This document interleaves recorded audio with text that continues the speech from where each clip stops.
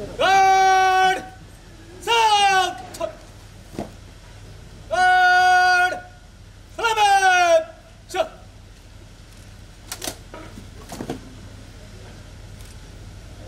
Guard! Shock! Shut! 2, 3, shut. 4, 5, 6, 7.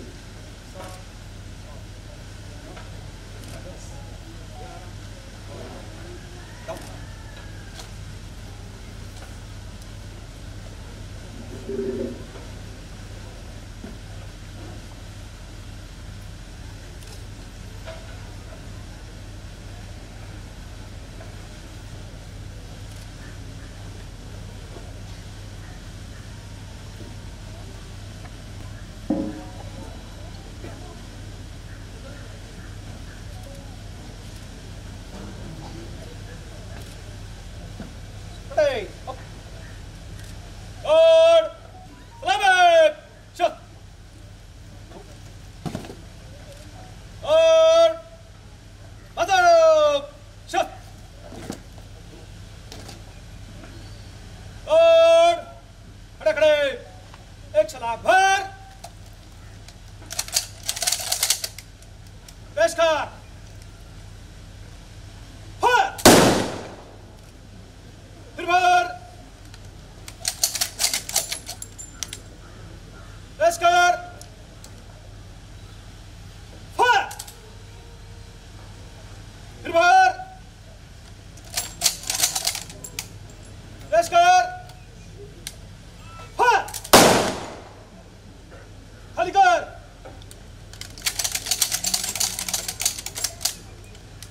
और Azad shut और सलामत शट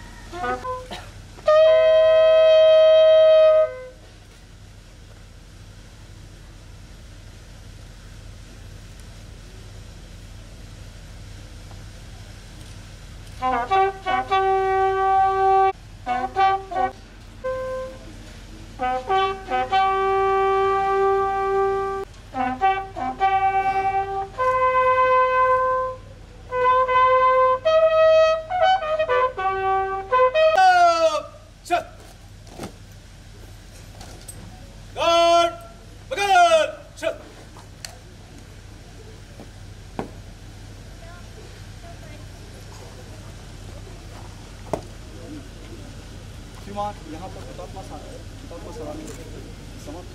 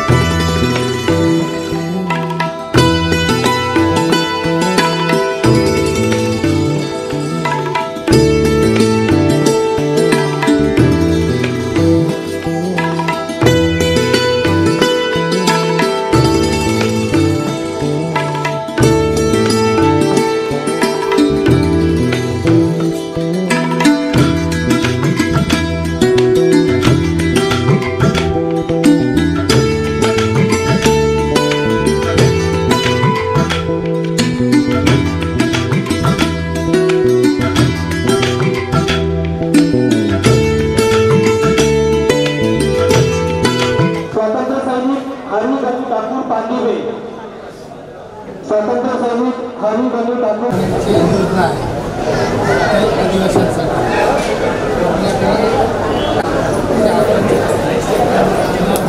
स्वातंत्र्य सैनिक लक्ष्मण सावजी नार्लीकर चिरणे, साठी भाजीपाला पीठ गिरण स्वातंत्र्य सैनिक लक्ष्मण सावजी नार्लीकर, स्वातंत्र्य सैनिक माया कानू पाटील चिरणे, त्याच्यासाठी हा स्वातंत्र्य सैनिक हसू बाबू मारकानी चिरणे, स्वातंत्र्य सैनिक हसू बाबू मारकानी चिरणे,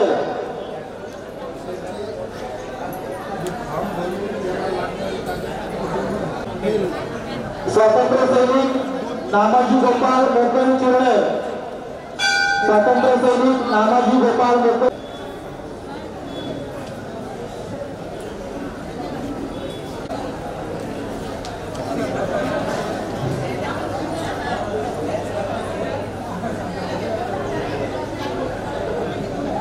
स्वातंत्र्य सैनिक हिरा पांगा साईकर चिरणे, स्वातंत्र्य सैनिक नारायण आशा पाटील कोपरणी, स्वातंत्र्य सैनिक नारायण आशा पाटील कोपरणी, हुतात्मा दाकू गवत्या बोपेरकर चिरणे, हुतात्मा आनंद माया पाटील धाकटेजुळे, हुतात्मा रामा कोळे रामा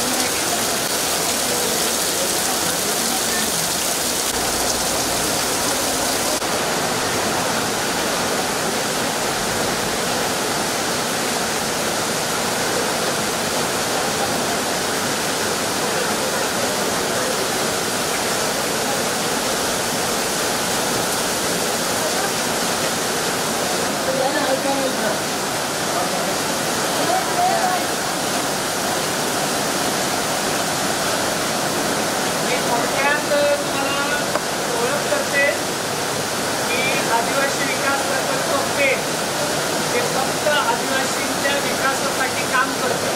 तिथे बिगर आदिवासींच्या योजना नसतात. ठीक आहे. तर हे ऑफिस पेनला आहे.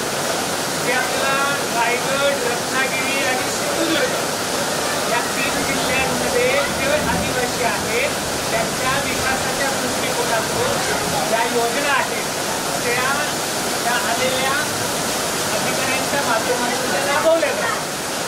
ठीक आहे. आज हुतात्मा नाग्या माधव कारकिर्दीचं स्मृती दिन आहे. त्या दिनाचं औचित्य साधून ते आपल्या वाडीत आले. देवाने पाऊस खूप लागला म्हणून नाही तर आपल्याला सगळ्यांना ते सांगणार होते. तर हे त्यांच्या ऑफिसच्या योजनांचं आदिवासींसाठी राबवण्यात येणाऱ्या योजनांचं हे माहिती पुस्तक आहे. त्याच्यामध्ये सगळ्या योजना आहेत. विशेष म्हणजे आपल्या वाडीने एक तुषार सिंचन योजना राबवली होती. इंजिन आपल्याला दिले होते, याच ठिकाणी वाटप केले होते. त्याचा देखील फोटो तुम्हाला ह्या माहितीपत्रकावरती दिसेल.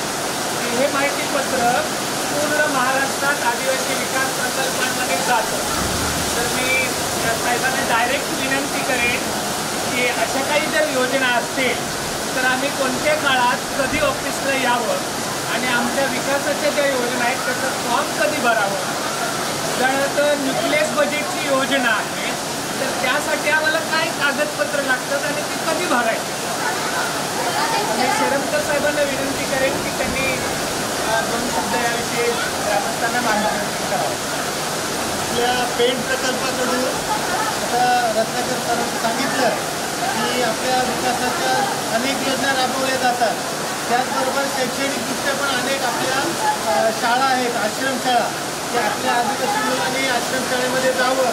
इतर जी बिगर आदिवासी मुलं जशी शिकतात तसे आपले पण मुलांनी शिकून मोठं व्हावं, काहीतरी नाव कमवावं, त्यासाठी आपला आदिवासी विकास विभाग प्रयत्न करत असतो. मराठी शाळा आहेत आपल्या 10वी 12वीपर्यंत आहेत. 12वी झाल्यानंतर पुढं काय करायचं, राहायचं कुठे, शिकायचं कसं, त्यासाठी आपले हॉस्टेल आहेत. म्हणजे 12वी नंतर राहायचा प्रश्न नाही, ते हॉस्टेलला मुलं राहतात आणि जे इंजिनियर डॉक्टर जे काही शिकायचं ते शिकतात.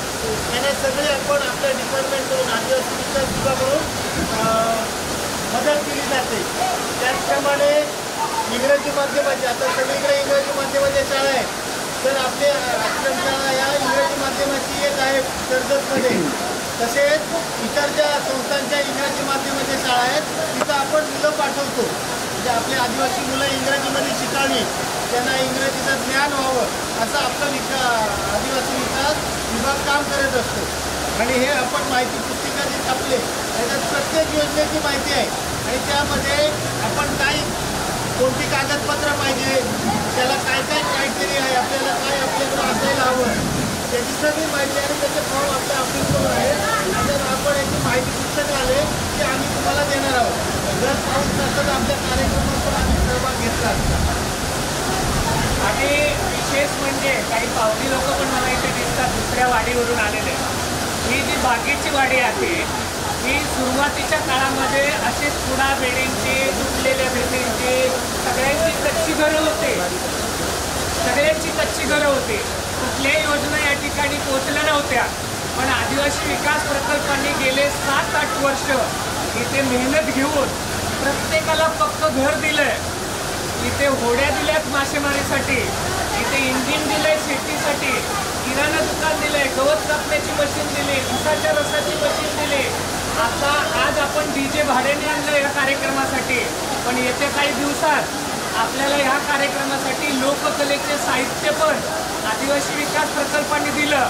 आणि आता ह्या वाडीचं नामांकन म्हणजे ही वाडी एक आदर्श वाडी, एक मॉडेल व्हिलेज म्हणून देश पातळीवरती त्यांचा फॉर्म भरण्यात आलेला आहे.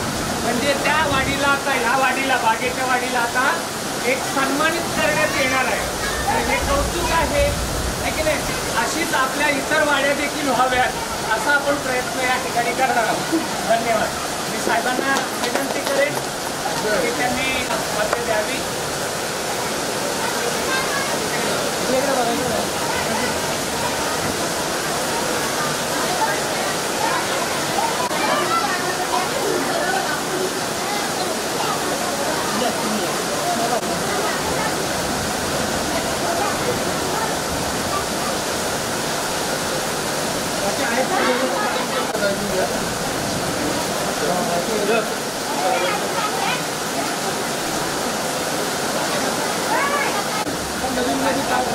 तुम्हाला सगळं याच्यात कळेल, पण वाचल्यानंतर कळेल तुम्हाला सगळं. याची माहिती सगळी वाचून घ्या.